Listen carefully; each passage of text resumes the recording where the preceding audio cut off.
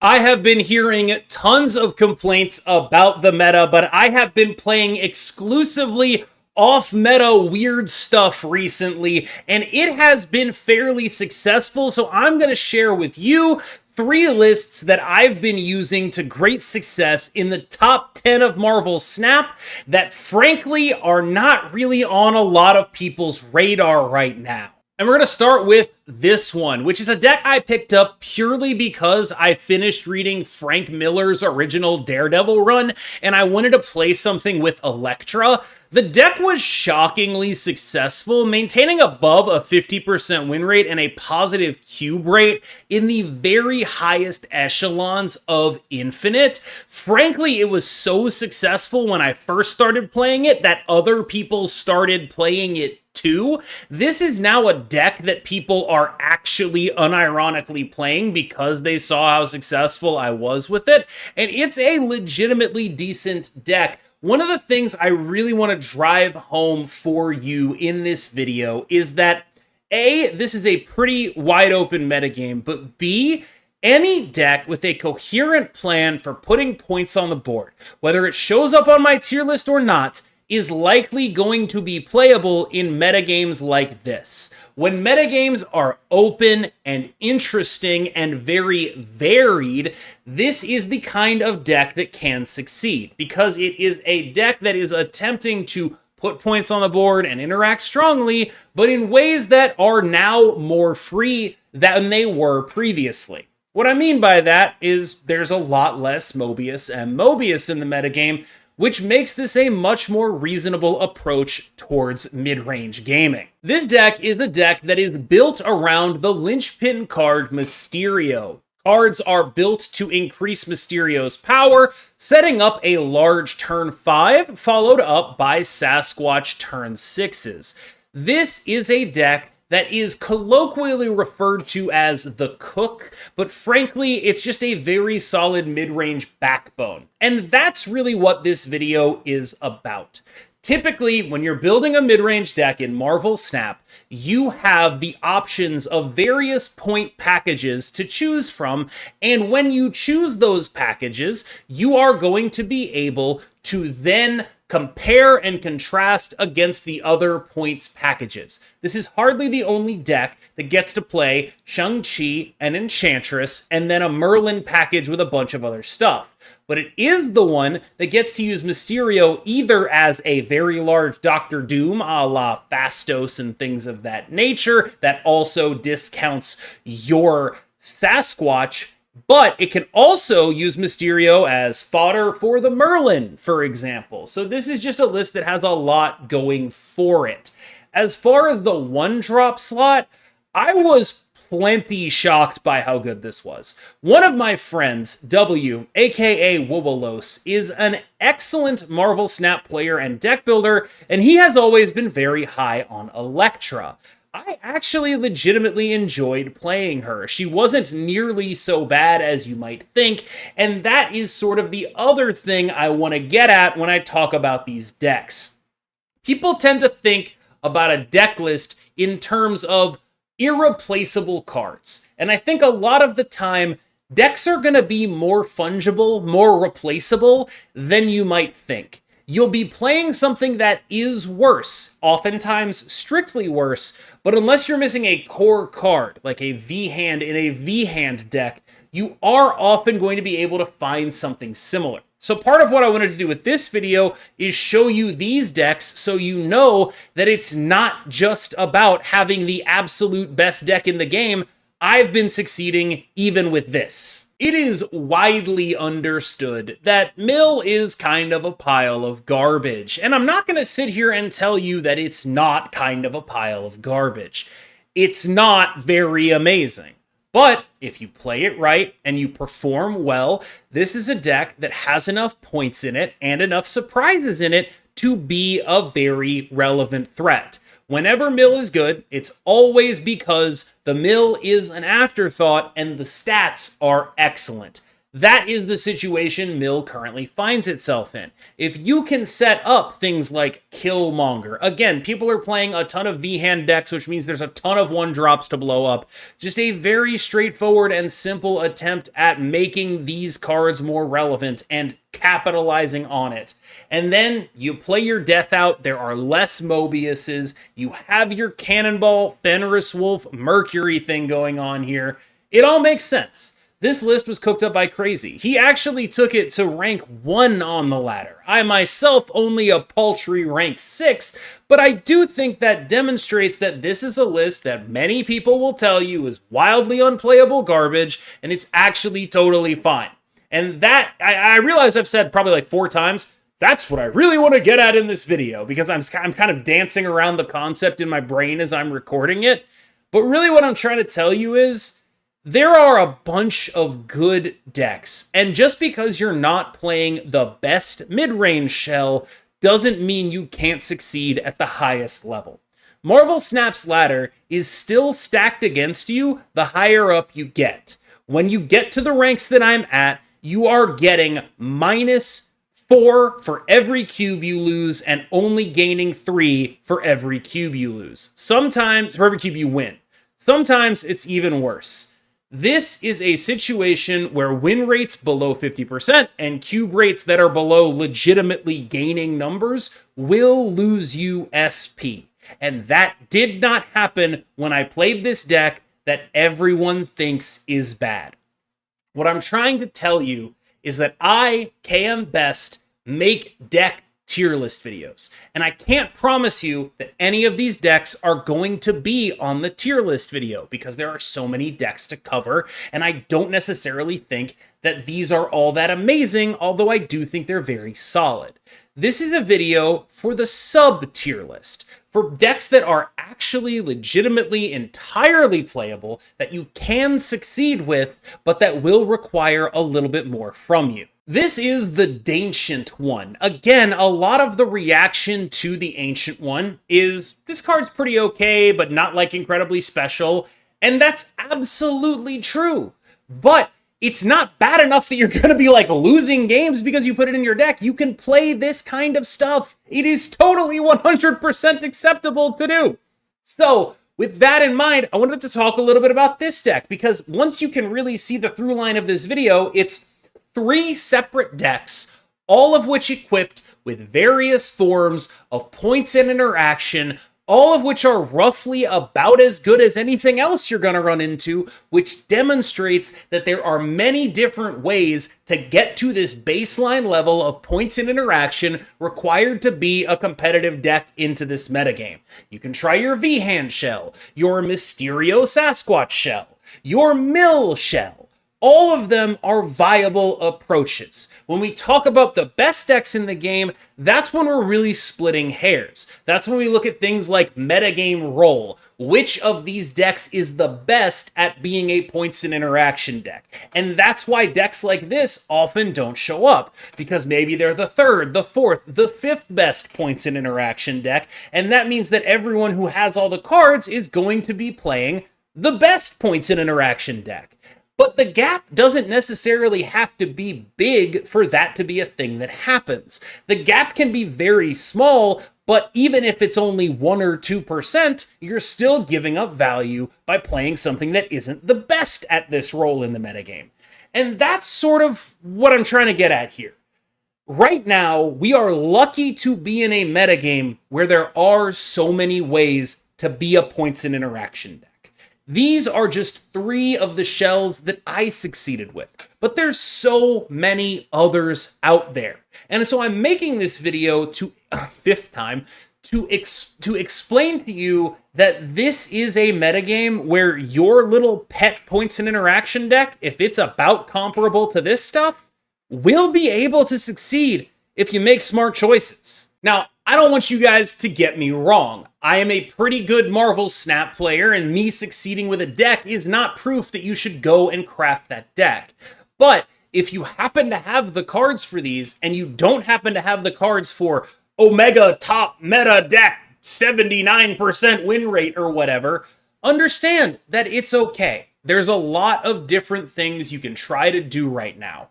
I succeeded with all 3 of these decks in the highest caliber of Infinite. Again, not going to sit here and tell you, go craft them right now, I broke the meta, because that's not what's happening.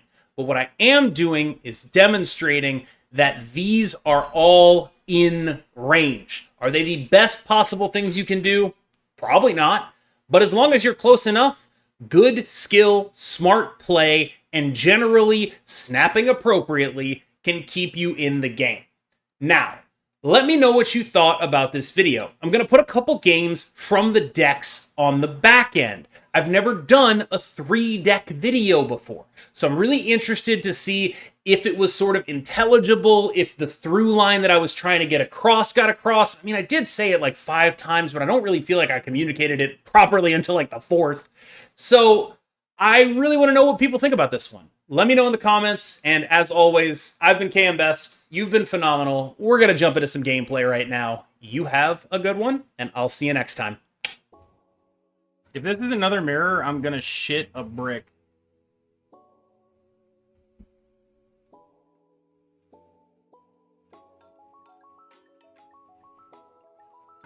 This guy copied the previous deck we played, and now they're looking at maybe copying another deck we played. Hold on, actually. No.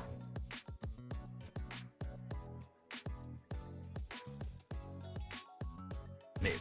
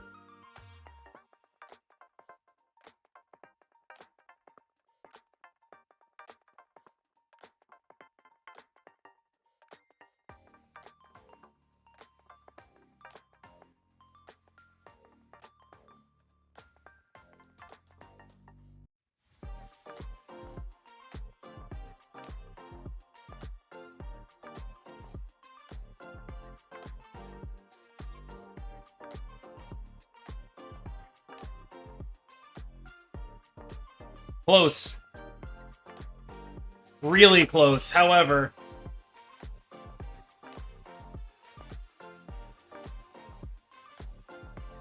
Really fucking close, however.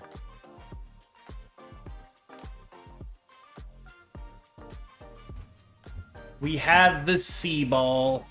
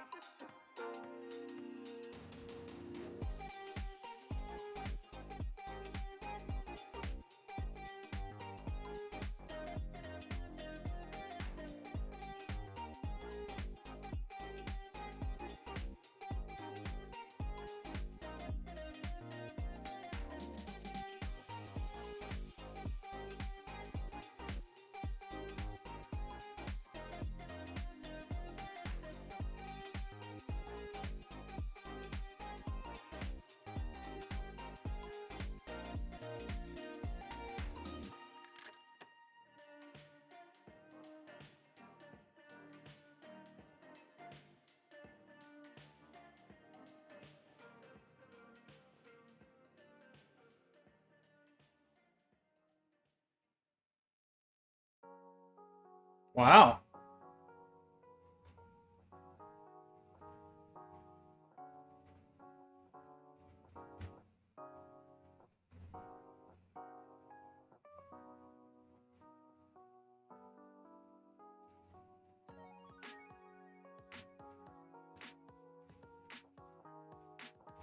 So let's say they Shang, they go up to 14.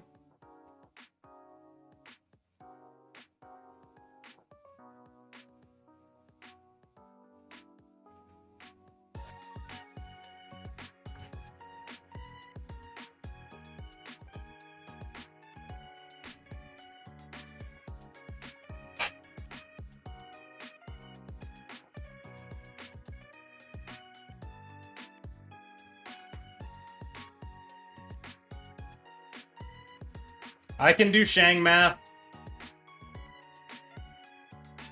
Your boy knows how to do Shang math.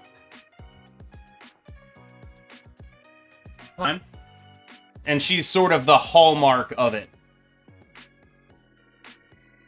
This is like, specifically, I would like to play Electra, and then I can cope my way into thinking it's a good idea by playing,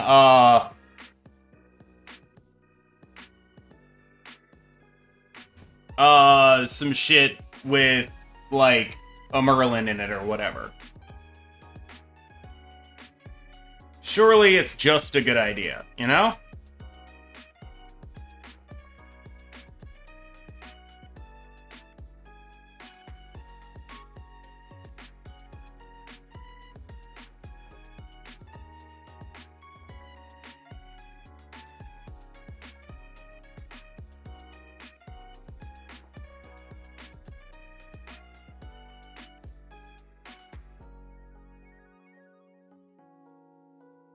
I'm kind of hoping... I think Oscorp does go first, is the thing. Alright, cool.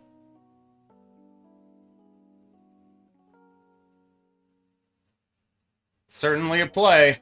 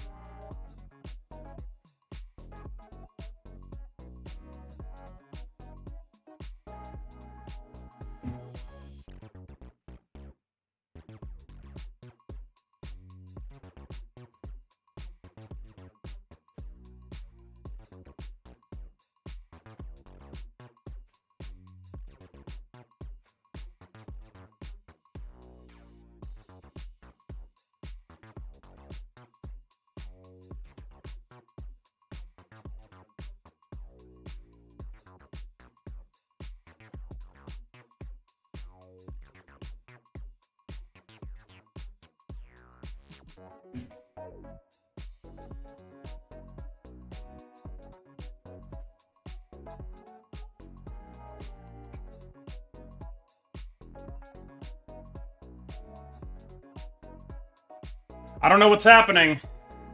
That's not good.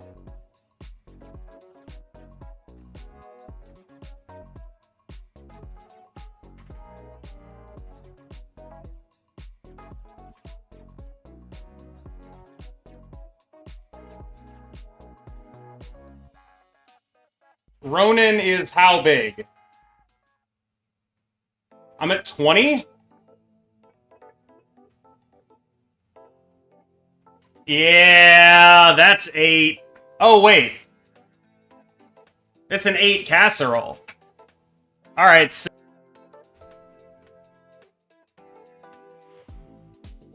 please. Oh, shit, that is insane, right? Wait, no, that's even more insane for them.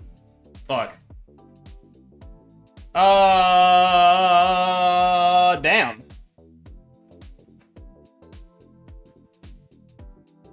What happens on if they fill this? Do they get us another one? How does that even work?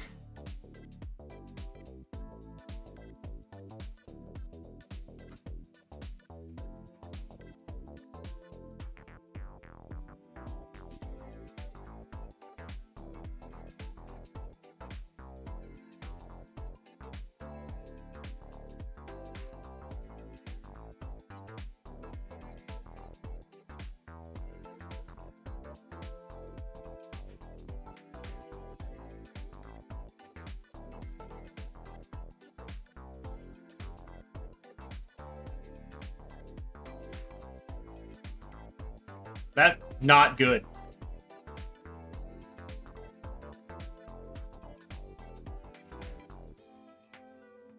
That shit is not good.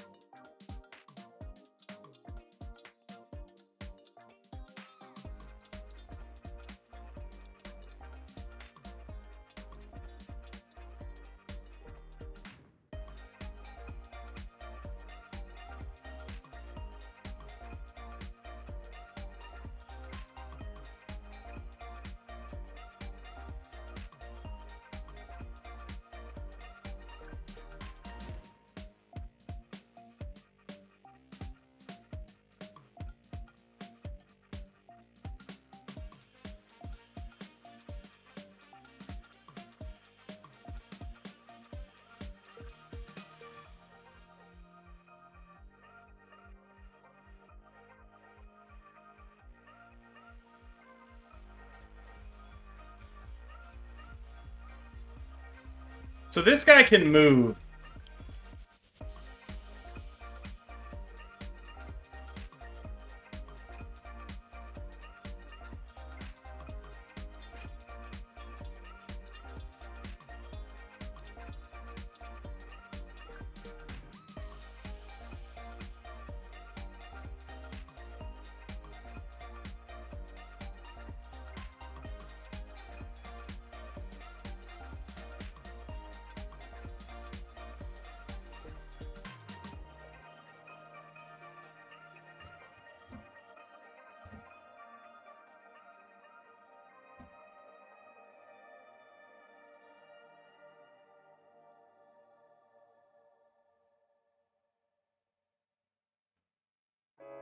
What it do, baby? What it do, baby? I did not realize that Scorn was that fucking big. I thought it was gonna be like 6. I thought it was gonna be like 6. 11. Wait, it can't... What?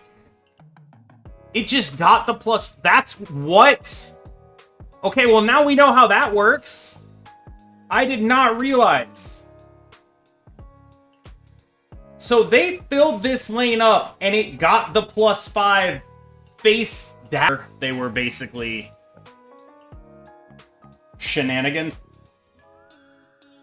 Thanos gamer. Okay, check it out.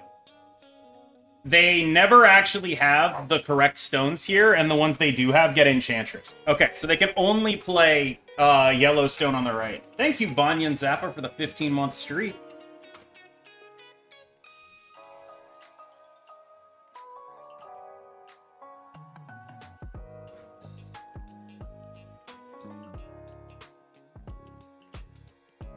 That's some shit that gets enched.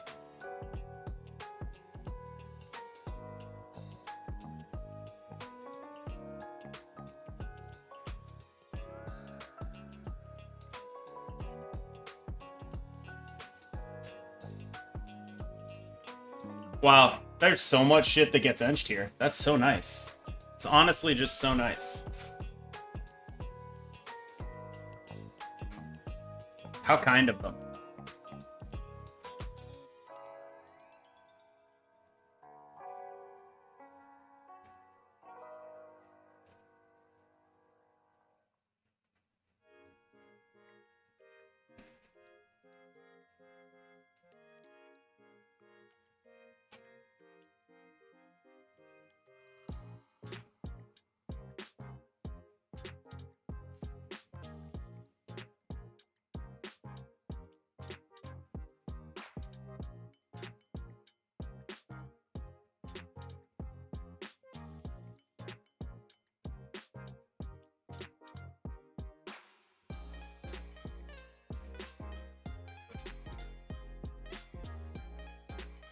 It's not 34 card Monty, it's actual Thanos.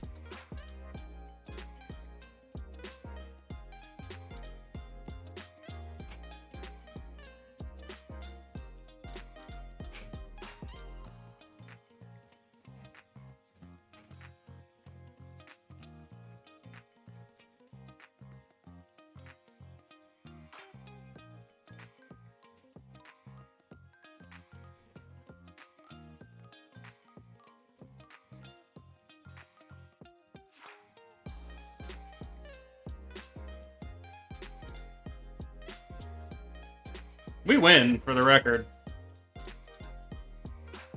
There's nothing they can do to add enough power on the right. Buddy! I turned it off!